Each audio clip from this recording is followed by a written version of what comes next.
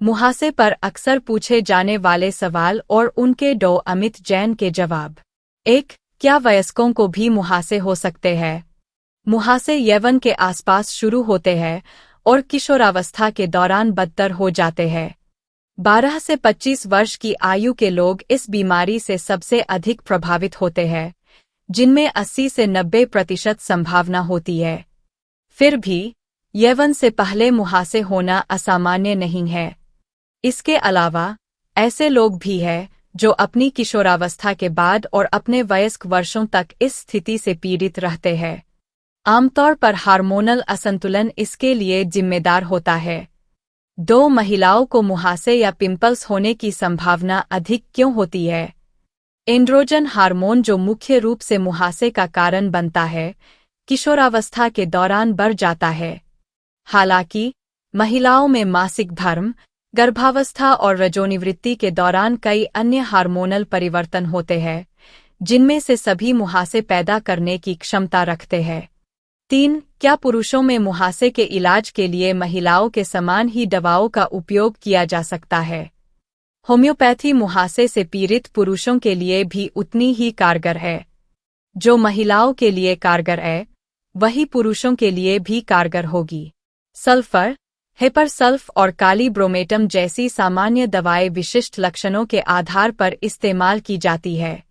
4. मेरी मां को मुहासे थे, क्या इसका मतलब यह है कि मुझे भी मुहासे होंगे? हाँ, आनुवंशिकता कुछ हद तक मुहासों को प्रभावित करती है। जिस व्यक्ति के परिवार में मुहासे होने का सकारात्मक इतिहास है, उसे मुहासे होने की 80% संभावना है। हालांकि 20% संभावना यह भी है कि उसे मुहासे न हों। मुहासे मुख्य रूप से किशोरावस्था के दौरान एंड्रोजन के प्रभाव में वसा ग्रंथियों के बढ़ने के कारण होते हैं। 5. क्या मुहासे संक्रामक है? मुहासे संक्रामक नहीं होते। दूसरे शब्दों में, मुहासे या फुंसी वाले व्यक्ति के साथ सीधे या अप्रत्यक्ष संपर्क से यह बीमारी नहीं फैलती। 6. क्या मुहासे हमेशा खुजली का कारण बनते हैं? मुहासे खुजली पैदा कर सकते हैं, लेकिन हर मामले में नहीं। मुख्य रूप से सिस्टिक मुहासे खुजली पैदा करने के लिए जाने जाते हैं। 7. क्या रूसी से मुहासे हो सकते हैं? डैंड्रफ एक ऐसी स्थिति है जिसमें सिर की त्वचा पर पपड़ी जम जाती है। अत्यधिक शुष्क या अत्यधिक तैलीय सिर की त्वचा के कारण डैंड्रफ हो सकता है। जब ये पपड़ी झरकर चेहरे पर गिरती है, तो वे रोमछिद्रों को बंद कर देती है और मुहासे पैदा कर देती है। हालांकि ऐसे मुहासे ज्यादातर माथे के क्षेत्र में पाए जाते हैं। 8. क्या विटामिन या खनिज पूरक लेने से मुहासे को नियंत्रित करने में मदद मिलेगी?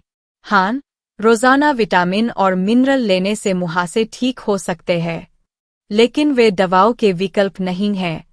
वे मुहासे ठीक कर सकते हैं, उसका इलाज नहीं कर सकते। विटामिन ए, विटामिन ई और जिंक मददगार सप्लीमेंट है। इन्हें प्राकृतिक दवाओं के साथ लिया जा सकता है, लेकिन होम्योपैथिक डॉक्टर द्वारा बताई गई खुराक में ही।